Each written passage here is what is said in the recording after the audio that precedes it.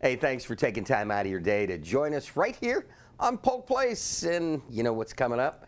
I know what's coming up. My girl Jamie from the Polk History Center. And Jamie Jamison, how you doing? Doing pretty well. I'm enjoying all of the blooming azaleas here in Bartow. Yeah, pretty. Summer just around the corner, that 90-degree heat. I think around the corner, I think like 15 it's minutes. here. It's scheduled for 15 minutes from now. The fog lately has been intense too. Yeah.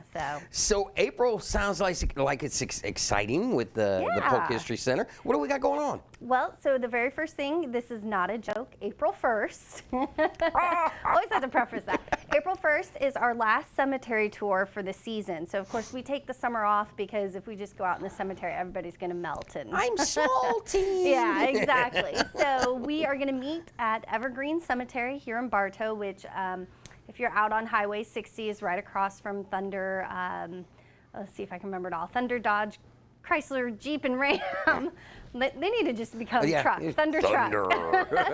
And we meet out there, and we're out in the cemetery for about an hour and a half, walking through Bartow, but also Polk County's historic Black Cemetery.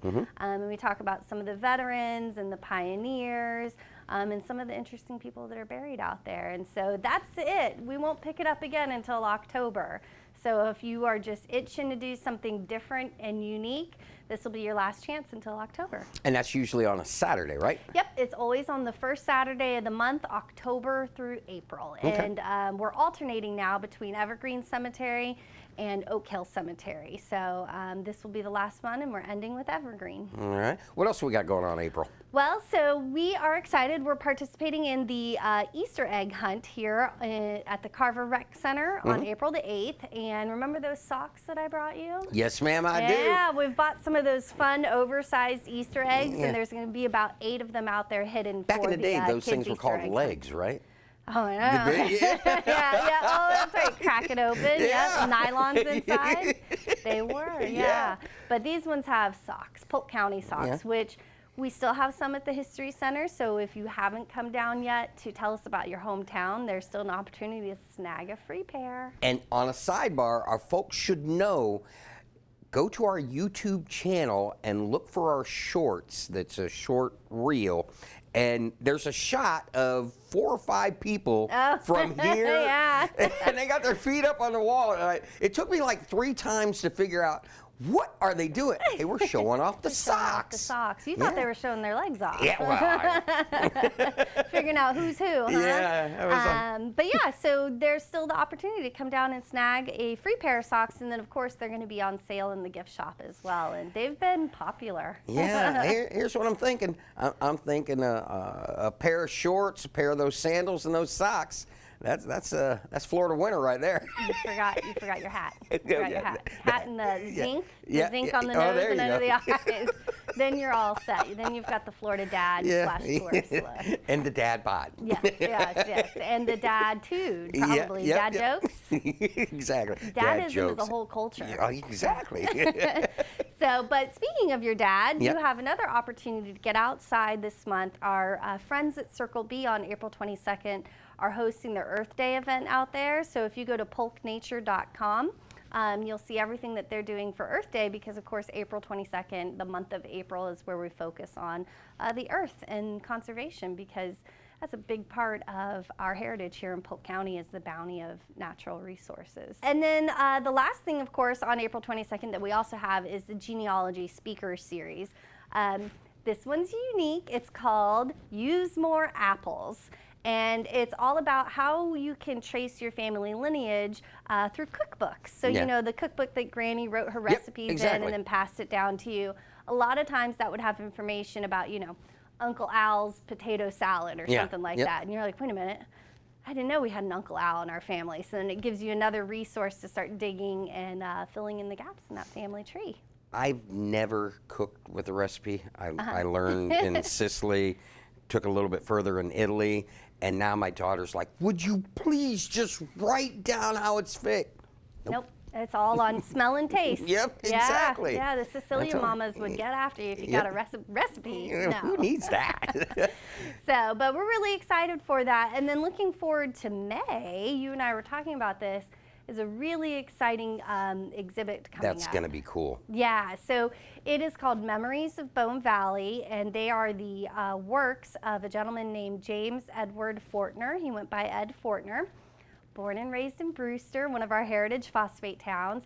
And he actually was an animator. So he worked in New York and Miami. He worked on Popeye and Gulliver's Travels. That was hard for me to say, at the Max Fleischer Studio in Miami. And while he was there, he did the concept drawings for the Fleischer Studio, 1941, I believe it was, Superman animated movie. It's about 20 minutes long. It was counted as a movie back then. Yeah, yep. So he, you know, he came back to Florida.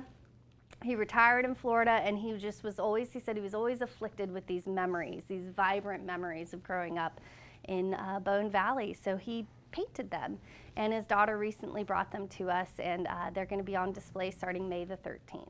That is very cool. Yeah. And you got to see some other cool stuff too. We did, yep. So she came and she told us all about his work on Superman and kind of coming up with, I guess they call it the concept drawing. Yeah. So an animator comes up with the drawing, and then all the other animators do all of the hours of hand by hand. Yep. This is before Pixar, of course. Exactly. Hand by hand drawings, and it's such a wonderful story. It involves the Hancock family, the Fortner family, both big pioneer families in Polk County, and then his wife. He met his wife at the studio. She was an inker. Yeah. So after the animators drew, she was one of the girls that sat there and colored in the drawing and kept it consistent for the cells, right? Yeah. So the cute love story, fantastic Floridians, and we're so fortunate to have it. That is very, very cool. Now, when does that kick off in May? So that the opening day is going to be May 13th, and we are planning to keep that exhibit up for quite a while, a year or two at least. Okay. It has just become that special to us. So if anybody needs to look up information, how do they go about doing as such? They could go to polkhistorycenter.org, or if they're not subscribed to our newsletter, that is the best way, because then you don't have to do anything. We send you the information. So how do you subscribe to the newsletter? Yeah, so if you're on polkhistorycenter.org, there's a little button on the main homepage that says subscribe for our newsletter, and it will kick you to the Polk County Gov website. And guess what you can do while you're there? You register and sign up for other newsletters like the Back Porch, and I think there's 2 or 3 other newsletters that the county puts out that has all that information that you would want to know about your county. And that comes at the first of the month. It does, like clockwork. I'm like, I know that because they always tell me you got to have this in. You got to have your content. You got to have your content. Yep. Exactly. Well, always a pleasure seeing you, girl. Thank you so much. And we'll see you when we talk about May, all right? Yeah. Come back and see me. Yep. Bye. Bye. Polk has a rich history and heritage, and the Polk History Center is continuously thinking of new ways to help Polk residents experience that history. The museum's collection includes natural and cultural objects related to the Polk and Greater Central Florida areas that represent our history from pre-Columbian to present-day eras. The artifacts on display at the museum represent individuals, cultural groups, and events significant to the region. It's all located at 100 East Main Street in Bartow. History Center is open 9 a.m. to 5 p.m. Tuesday through Saturday. And if you need more information on exhibits, events, or even to sign up for that letter, check them out at the polkhistorycenter.org or give them a call, 863-534-4386.